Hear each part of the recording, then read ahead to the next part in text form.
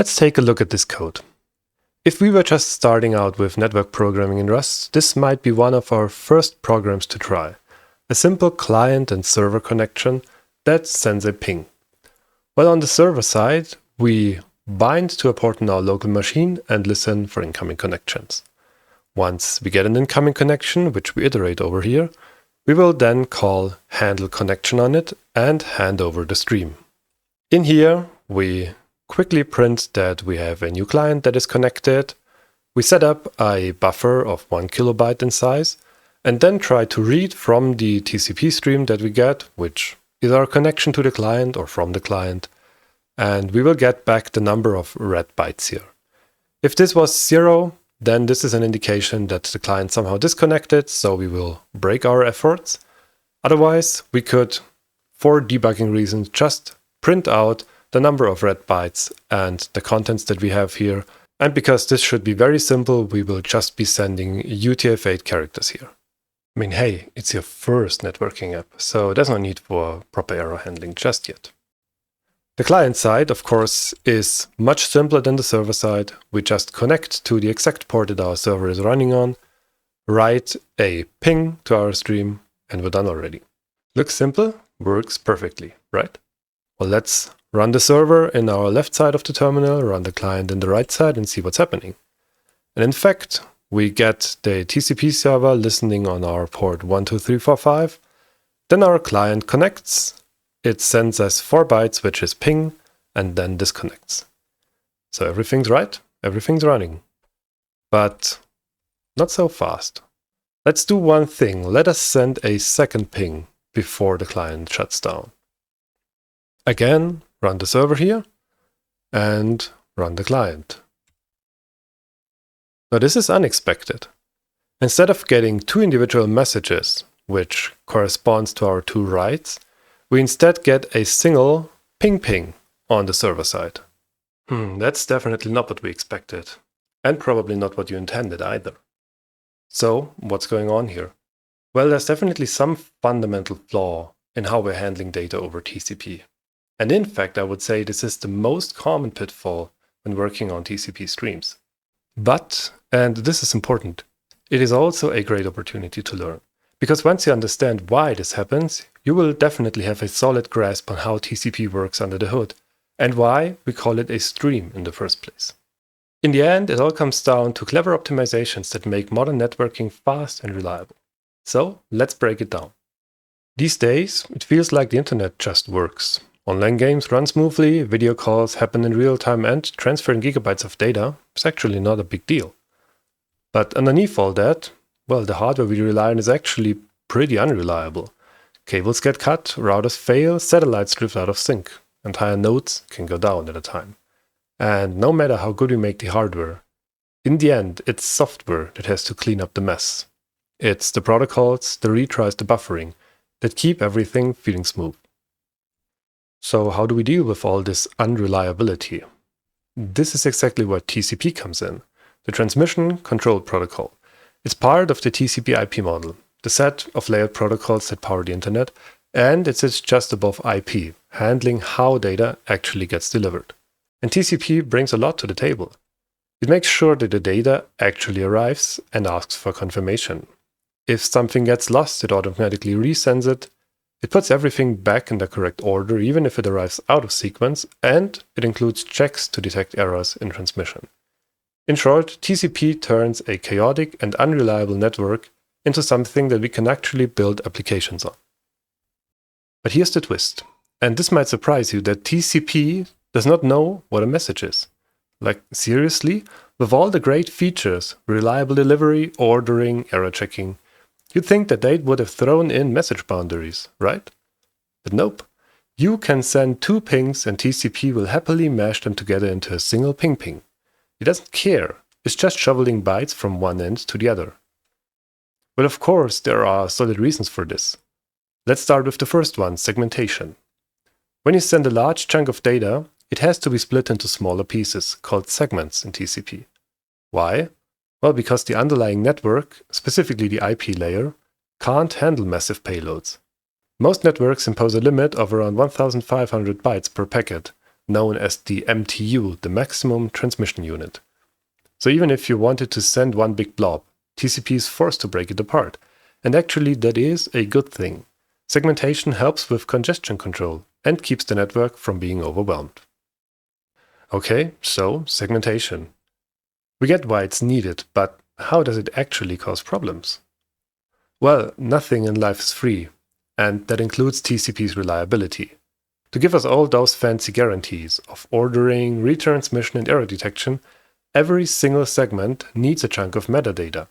That chunk is called the TCP header. It carries important stuff like source and destination ports, sequence and acknowledgement numbers, flags to manage the connection state, and a checksum to catch data corruption. In total, the TCP header takes up at least 20 bytes, but it can grow up to 60, and that's just the TCP part.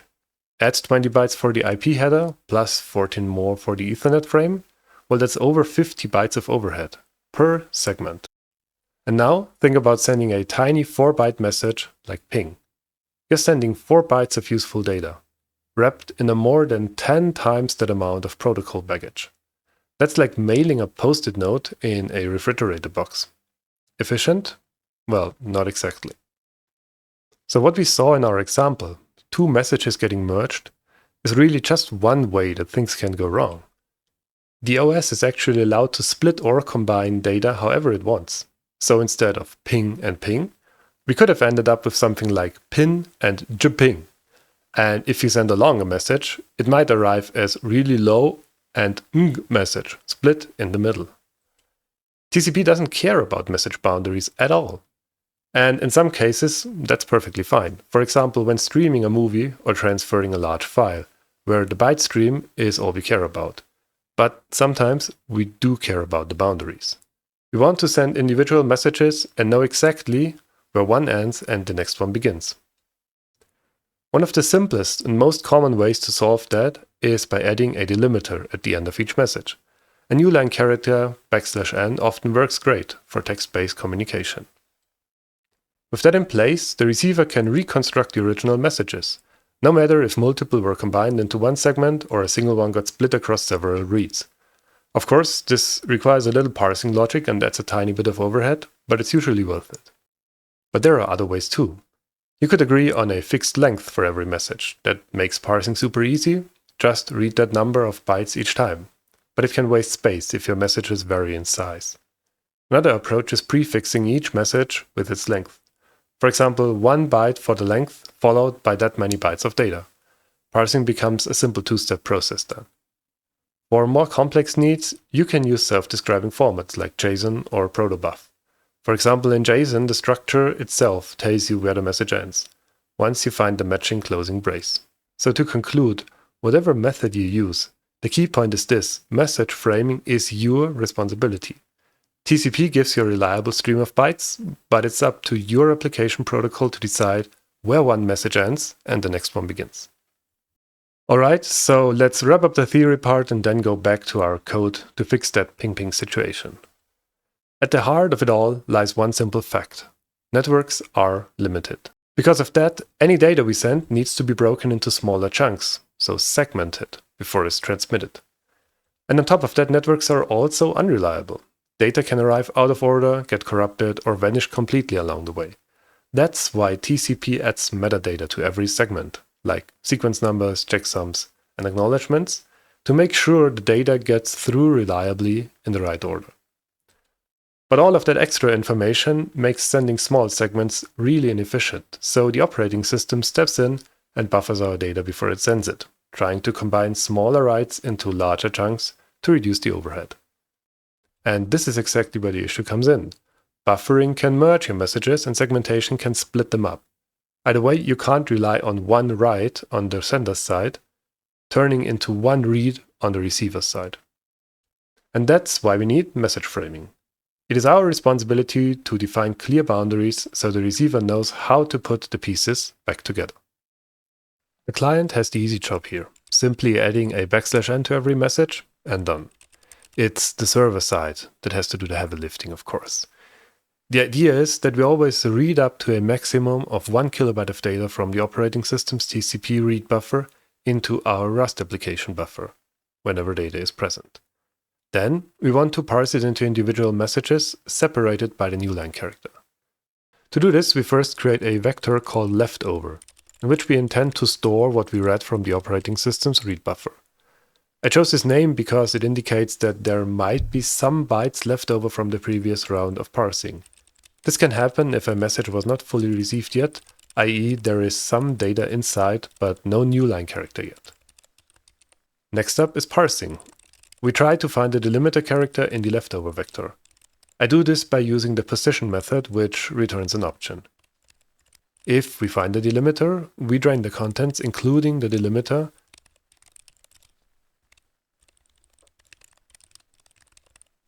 then throw that one away with pop. Of course, we print the actual message and its length. Rinse and repeat in the while loop until no more new line characters are left in our leftovers.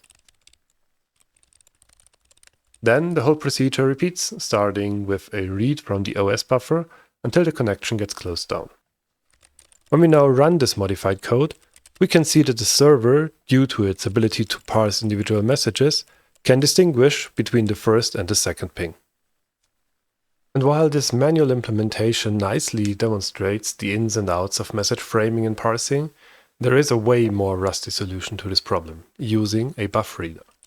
First, we wrap our TCP stream inside the BufReader. This is possible because the stream implements the read trait. Then, let's get rid of all the manual solution. It's time for an upgrade here. Conveniently, the BufReader provides the lines method, which yields strings delimited by a new line character. Exactly what we need. We can bubble up any errors here and print our message. And that's already it. Short, idiomatic, and performant. But isn't it great how such a simple bug can lead us to a really deep understanding of one of the technologies that is at the core of modern networking? In an age where everything is speeding up, thanks to AI and ever faster workflows, I sometimes like to do the exact opposite. Slowing down and digging deep to find out how things work. Maybe even deeper than absolutely necessary. Honestly, I think that's probably the best antidote you can have to imposter syndrome. Building a real, grounded knowledge about the tools that you're working with. And maybe that depth is exactly what sets people apart nowadays. Well, anyways, if you liked this deep dive, consider sticking around. Maybe even hit subscribe. And give me a thumbs up.